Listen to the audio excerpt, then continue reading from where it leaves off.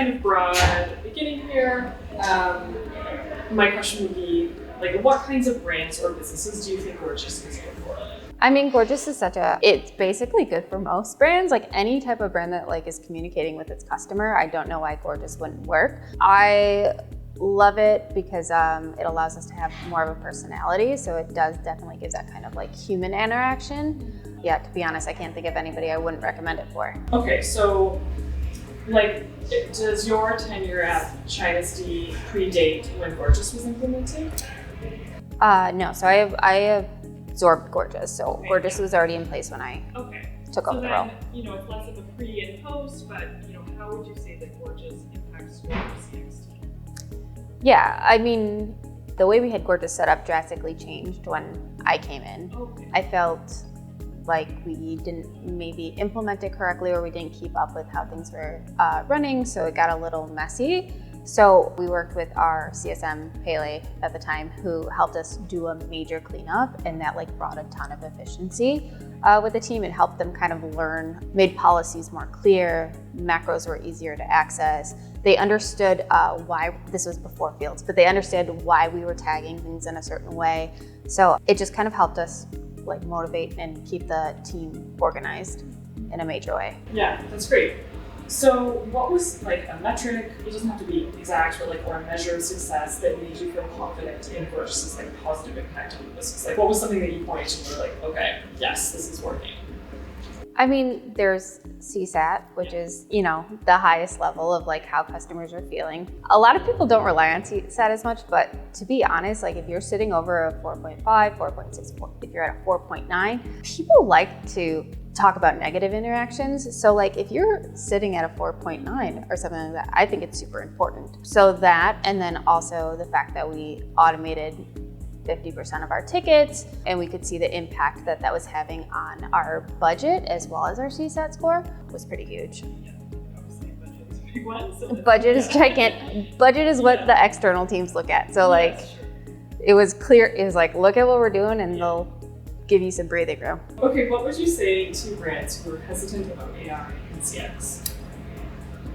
I try to think of the hesitations, right? And I think one thing that's been talked about a lot is agents losing their jobs. But I think this will just not necessarily replace their jobs, but elevate their jobs in a way. So that is a fear that I would like people to overcome. It's going to take you being a little bit creative to figure out where to place these agents, especially if they mean a lot to you or if they're like very eager to learn. They should be able to adapt, which will give them career growth. And in the end, I think it's great.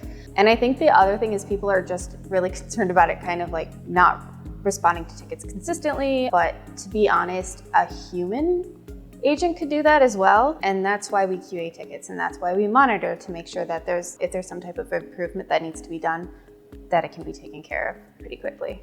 Do you think that AI is making CX more or less human? To be honest, I think it might be balancing it out a bit. I don't think CX needs to be like completely human. I'm not gonna lie, as a customer, I don't like speaking to humans when I don't need to. I just want it solved. Yeah. So like if it's a tier 1 support ticket and it's gonna be super simple, I'm totally down for no human interaction. I know there will always be like more complex things that will need human intervention, and I think that would be important to keep a human on board, but I honestly think it's balancing, removing that human interaction where it's not needed and allowing those more complex interactions to be handled by a human.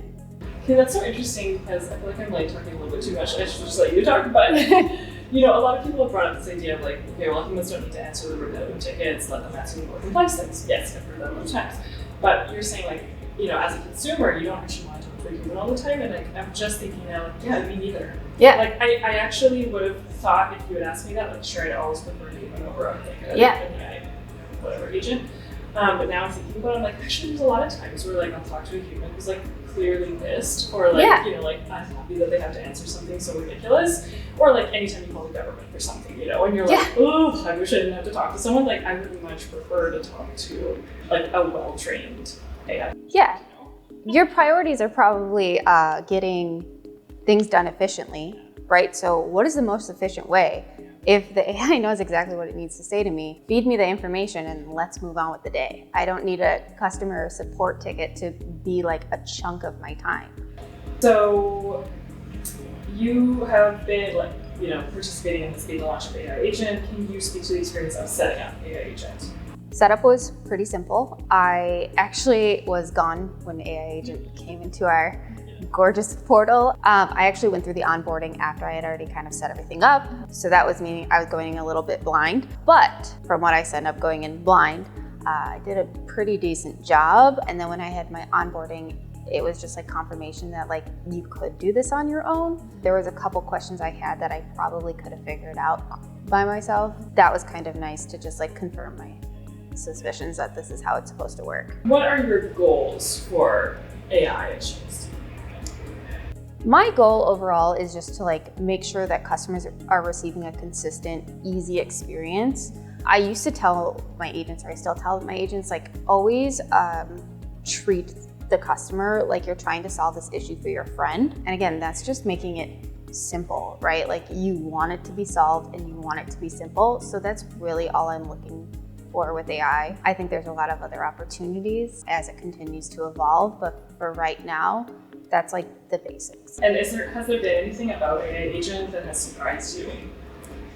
Nothing so surprising because I have been following as AI, well, my husband will not let me not know everything that's happening with AI. So I've been playing around with ChatGPT, Midjourney, all those kinds of things for a while. So there was nothing surprising. I do think one thing that was interesting was when our agent started making jokes about Bridgerton, that the AI agent the next day started making jokes about Bridgerton. So it was picking up on like what they were saying and knowing that this is like not relevant, but like topical, and was serving it to customers. So that was something that how quickly it was able to pick up on those things. The customers like the AI Bridgerton joke? Yes.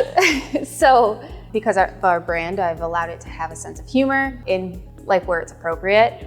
So it does say some pretty like ridiculous like dad joke, but customers don't seem to mind it. They kind of enjoy it. It keeps our brand voice, in the tickets. And then why would you say that AI Agent is a good tool for your particular business or your particular team? We are a small team. With a small team, there's a couple things that make it hard is like during the holidays, that's our busy season. So we're supposed to scale up really quickly, right?